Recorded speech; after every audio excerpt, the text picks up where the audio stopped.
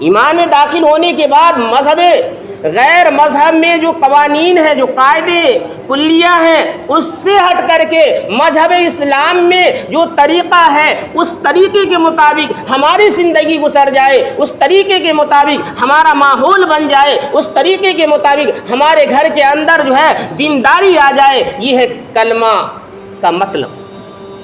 ایمان سے یہی چاہا جا رہا ہے کہ ہماری زندگی جو ہے جناب رسول اللہ صلی اللہ علیہ وسلم کی زندگی سے میل کھا جائے، جناب رسول اللہ صلی اللہ علیہ وسلم کے طریقے کے مطابق ہماری زندگی ہو جائے، جناب رسول اللہ صلی اللہ علیہ وسلم کے قول و فعل کے مطابق ہماری زندگی ہو جائے۔ اور اس کو بھی ہمیں ذہن میں رکھنا ہے کہ جناب رسول اللہ صلی اللہ علیہ وسلم اٹھتے بیٹھتے چلتے پھرتے کھاتے اور سوتے ہر جگہ اللہ تبارک و تعالیٰ کو یاد کر کے، اللہ تبارک و تعالیٰ سے معرفت جوڑ کر کے اپنی زندگی گزارے ہیں۔ یہ ساری خوبیاں ہمارے اندر آ جائے، یہی ہے ایمان۔ ایمان سے یہی چاہا جا رہا ہے کہ ہماری زندگی میں جناب رسول اللہ صلی اللہ علیہ وسلم کے سارے طریقے آ جائے اور غیر کا طریقہ سارا نکل جائے، غیروں کا طریقہ سارا کا سارا نکل جائے، اور مذہب اسلام میں جو طریقے ہیں، مذہب اسلام میں جو قوانین ہیں، مذہب اسلام میں جو ضابطے ہیں، مذہب اسلام نے جس چیز کو منع کیا اس سے رک جائیں، اور جس چیز کو کرنے کے لیے کہا گیا ہے اسے ہم کریں، یہی ایمان ہے۔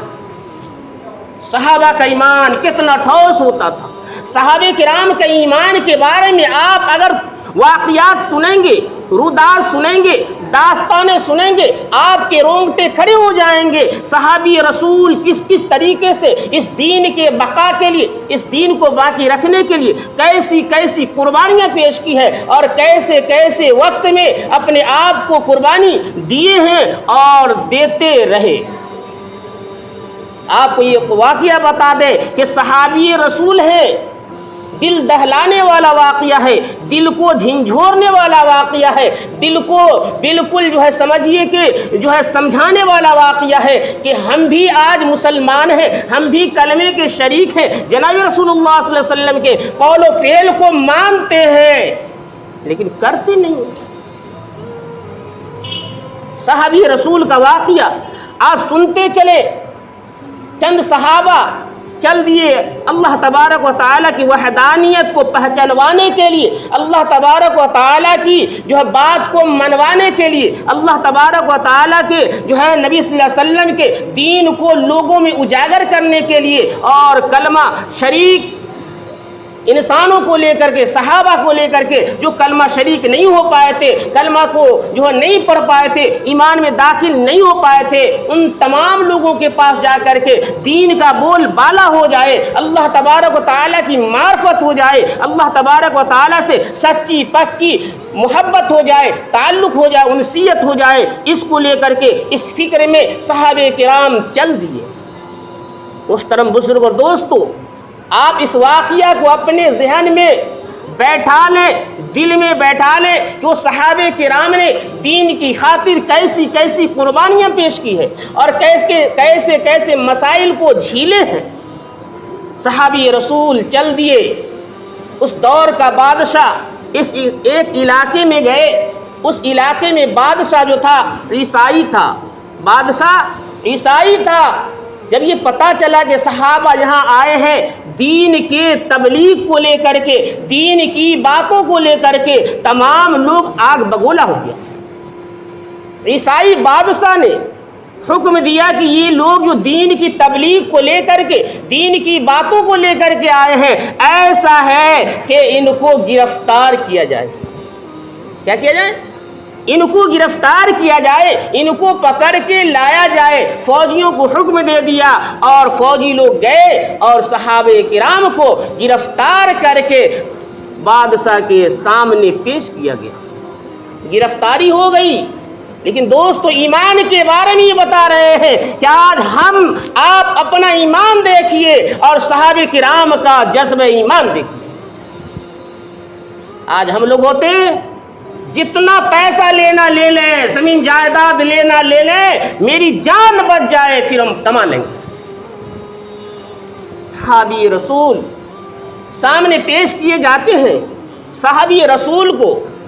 ये ईसाई बादशाह कहता है, ए सहाबी, अगर तुम अपनी जान बचाना चाहते हो, जान छुड़ाना चाहते हो, जान चाहते हो, ऐसा है कि तुम ईसाई मजहब को कबूल कर लो।